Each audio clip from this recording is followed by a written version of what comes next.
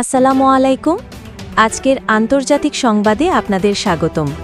আমি মিম, জানিয়ে দেব বিশ্বের গুরুত্বপূর্ণ কিছু খবর। শুরুতে জানিয়ে দেব জাকির নায়েককে ভারতের কাছে তুলে দেবে বাংলাদেশ, আশা মোদি সরকারের। এরপর জানিয়ে দেব 2 মৃত জিম্মির বদলে 30 ফিলিস্তিনির মরদেহ ফেরত দিল ইসরায়েল। আরও জানিয়ে দেব ভেনেজুয়েলায় হামলা চালানোর পরিকল্পনা নেই ট্রাম্প। এদিকে ইসরায়েলি গণহত্যা নিয়ে বাগযুদ্ধে জড়ালেন মের্জ এরদোয়ান।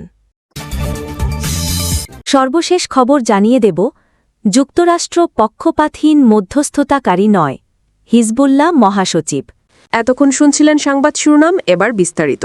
তবে আপনাদের কাছে ছোট্ট একটি অনুরোধ, এই ভিডিওটিতে একটি লাইক এবং কমেন্ট করে জানিয়ে দিন কোন জেলা থেকে বা কোথা থেকে আপনারা আমাদের এই ভিডিওটি দেখছেন এবং শুনছেন। বিশ্বখ্যাত ইসলামিক বক্তা ও পিস টিভির প্রতিষ্ঠাতা ডাক্তার জাকির নায়েককে গ্রেফতার করে ভারতের কাছে তুলে দেবে আশা প্রকাশ করেছে নরেন্দ্র মোদীর সরকার। জাকির নায়েকের সম্ভাব্য বাংলাদেশ সফরের আগে এমনটিই জানাল ভারতের পররাষ্ট্র মন্ত্রণালয়। জাকির নায়েক আগামী 28শে নভেম্বর ঢাকায় আসতে পারেন। 2 দিনের সফরে এসে তিনি একটি দাতব্য অনুষ্ঠানে অংশ নেওয়ার কথা রয়েছে। জাকির নায়েকের সম্ভাব্য এই সফর নিয়ে বৃহস্পতিবার 30শে অক্টোবর ভারতের পররাষ্ট্র মন্ত্রণালয়ের মুখপাত্র রণধীর জয়সওয়ালের কাছে প্রশ্ন করেন এক সাংবাদিক। এর জবাবে জয়সওয়াল বলেন, নয়াদিল্লির প্রত্যাশা বাংলাদেশ নায়েককে গ্রেফতার করে ভারতের হাতে তুলে দেবে। যুদ্ধবিরতির চুক্তির অংশ হিসেবে আরও 30 ফিলিস্তিনির মরদেহ ফেরত দিয়েছে দখলদার ইসরায়েল। শুক্রবার মরদেহগুলো গাজার খান ইউনিসের আল নাসের মেডিকেল কমপ্লেক্সে পৌঁছে দেয় রেড ক্রস। এর আগে বৃহস্পতিবার রাতে 2 ইসরায়েলি জিম্মির মরদেহ ফেরত পাঠায় হামাস। গত 13 অক্টোবর দখলদার ইসরায়েলের সঙ্গে ফিলিস্তিনি সশস্ত্র গোষ্ঠী হামাসের যুদ্ধবিরতি চুক্তি কার্যকর হয়। এতে বলা হয়েছিল, একজন জিম্মির মরদেহ দিলে ইসরায়েল 15টি মরদেহ ফেরত দেবে। গতকাল হামাস 2 জিম্মির মরদেহ ফেরত দেওয়ায় ইসরায়েল ফেরত দিয়েছে 30 ফিলিস্তিনির নিথর দেহ। মার্কিন প্রেসিডেন্ট ডোনাল্ড ট্রাম্প জানিয়েছেন, ভেনেজুয়েলায় হামলা চালানোর পরিকল্পনা নেই। যদিও ভেনেজুয়েলার আশপাশেই সম্প্রতি যুক্তরাষ্ট্রের সামরিক উপস্থিতি বাড়ায় আশঙ্কা তৈরি হয়েছে যে ট্রাম্প প্রশাসন দেশটির সরকার পরিবর্তনের পরিকল্পনা করছে। খবর আল জাজিরার। যুক্তরাষ্ট্র এরই মধ্যে ক্যারিবীয় অঞ্চলে নৌবাহিনীর 8টি জাহাজ মোতায়েন করেছে। পুয়ের্তো রিকোতে রাডার ফাঁকি দিতে সক্ষম F-35 যুদ্ধবিমান পাঠিয়েছে। পাশাপাশি যুক্তরাষ্ট্রের বিমানবাহী রণতরীর একটি বহর এয়ারক্রাফট ক্যারিয়ার স্ট্রাইক গ্রুপ অঞ্চলটির দিকে রওনা দিয়েছে। ওয়াশিংটনের দাবি, সরকার পরিবর্তন নয়, মাদক চোরাচালান নিয়ন্ত্রণ করাই এই বিপুল সামরিক শক্তি মোতায়েনের উদ্দেশ্য।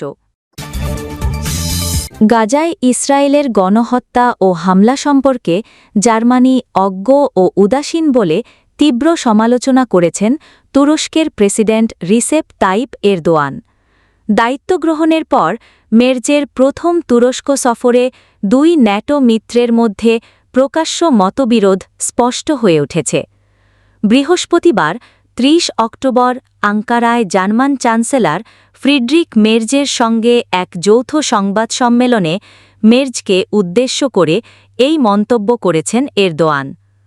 সংবাদ সম্মেলনে মের্জ বলেন, 2023 সালের 7 অক্টোবর হামাসের আক্রমণের পর থেকেই ইসরায়েলের পাশে রয়েছে জার্মানি। তিনি মনে করেন ইসরায়েল তার আত্মরক্ষার অধিকার প্রয়োগ করছে। হামাস যদি বন্দীদের ছেড়ে দিয়ে অস্ত্র ত্যাগ করত তবে অসংখ্য প্রাণহানি এড়ানো যেত। এ বক্তব্যের সরাসরি বিরোধিতা করে এরদোয়ান বলেন, হামাসের কাছে কোনো বোমা বা পারমাণবিক অস্ত্র নেই, কিন্তু ইসরায়েলের কাছে সবই আছে। তারা সেগুলো ব্যবহার করে গাজায় হামলা চালাচ্ছে। এমনকি গত রাতেও তারা গাজায় হামলা চালিয়েছে। লেবাননের সশস্ত্র গোষ্ঠী হিজবুল্লাহর মহাসচিব শেখ নাঈম কাসেম বলেছেন, যুক্তরাষ্ট্র কোনো পক্ষপাতহীন মধ্যস্থতাকারী নয়, বরং তারা আগ্রাসন ও এর সম্প্রসারণকে সমর্থন করে। শুক্রবার ৩১ অক্টোবর বৈরুতের দাহিয়ায় লেবাননের ঐতিহ্যবাহী খাদ্য প্রদর্শনী অনুষ্ঠান আরদি এর উদ্বোধনে যোগ দিয়ে একথা বলেন তিনি। খবর মেহের নিউজের। শেখ নাঈম কাসেম বলেন, দক্ষিণ লেবাননের জনগণই প্রকৃত সার্বভৌম। তারা তাদের ভূমি রক্ষা করেছে এবং এর জন্য বড় ত্যাগ স্বীকার করেছে।